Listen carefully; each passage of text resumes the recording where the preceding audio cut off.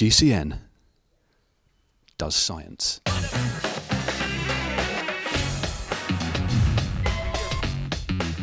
Even a rider of the calibre of Sky's Geraint Thomas, a multiple world champion, multiple Olympic champion, they're constantly searching for that extra edge. How do they do it? Well, here's the answer.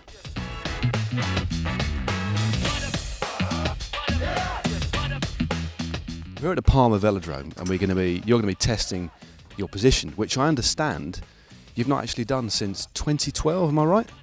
Yeah, something like that. I was in the wind tunnel in 2007-ish, and obviously with the track stuff we've done, we did quite a bit of work on it then. But yeah, ever since I left the track, I haven't done anything. Talking now specifically about Geraint Thomas, I mean, we know he's a noted time trialist, multiple Olympic and world champion on the track, yet still you're still trying to find more speed. Well, with everybody, you're trying to get more speed with every aspect of the sport, but it's interesting because you get somebody that's so experienced on the track, and when they come in here, there's things that they want to learn that they haven't even heard of before. When you start speaking about position, head position, how you ride the bike, the technique of everything, and so you can always tease something out and get more speed.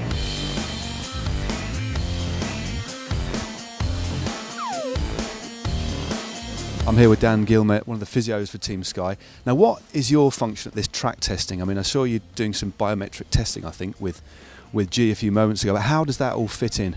What we do around these sort of sessions is we'll talk with the coaches and work out what is the specific target and the goal. Obviously, we have a better understanding of how their bodies move than the coaches, so it's quite important to keep that, get those two things working in tandem. It's easier with guys like G because worked with G for the last 4 years, whereas it's slightly more difficult with the new guys in the team because December, January is quite an important time for myself and Nathan, the other physio, in terms of understanding how their bodies move and how they adapt on the bike.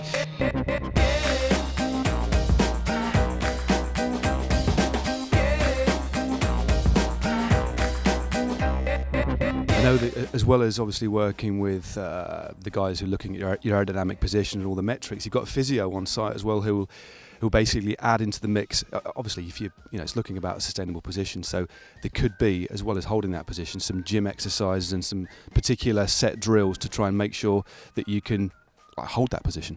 Yeah. So obviously, TT position's a lot more extreme than the road bike, and you ride TT bike a lot less. So when it comes to your glutes and your lower back, exercises to just sort of strengthen them, and then also in between the shoulder blades as well, which if you can be quite sort of narrow at times and trying to hold a more extreme position, then obviously the more you do it, and the more sort of exercise you can do around there, then it's going to be easier to do it in the race, and you're not sort of lactating in your shoulders as well as your legs.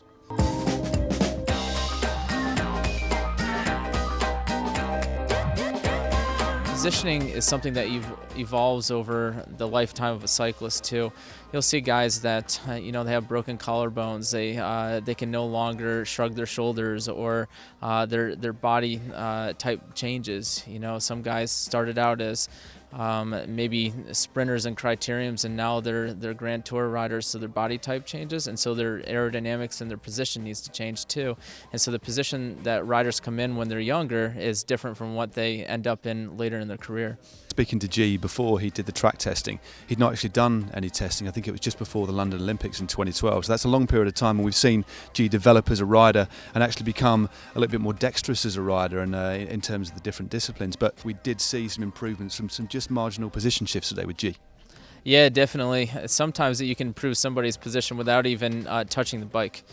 You can teach them how to sit on the bike and how to hold the bars and everything else that they do, so that they can just mold themselves into a better aerodynamic shape.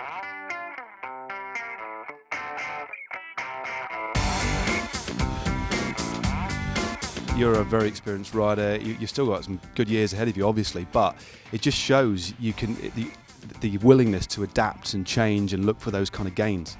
Yeah, obviously it's not as extreme as Formula 1, but it's always moving, technology and things and in cycling. So, it's good to keep in touch with that, really. It's like myself with computers and stuff. I haven't done anything on the computer for like 2 years, and now I go on, I'm kind of like have to ask my wife everything to do, you know. So even like when it comes to ejecting the bloody CD or whatever, but so it's a not as extreme, but it's the same with, you know, on a bike, you know, there's always new things and always, you know, keep trying to push that limit and trying to improve all the time.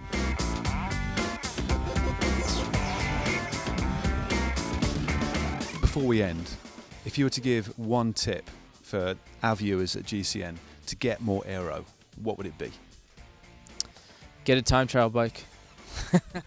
Aside from getting a time trial bike, which is a good tip, in terms of, is there one tip, body position wise or something? I know what you're going after. I would say that everybody thinks that lower is better, but it not necessarily is, and everybody is different. So you have to find what works for you, but typically just you can find those types of things with equipment that fits on your body better. But listening to the wind around you, you can hear when it's buffeting and when it's or if it's whistling around with the certain types of equipment. So trying to make it as quiet as you can listen to that, and that's actually the best time trialists in the world. That's what they do. They can hear when it's quiet, and they've learned to do that over the course of their career.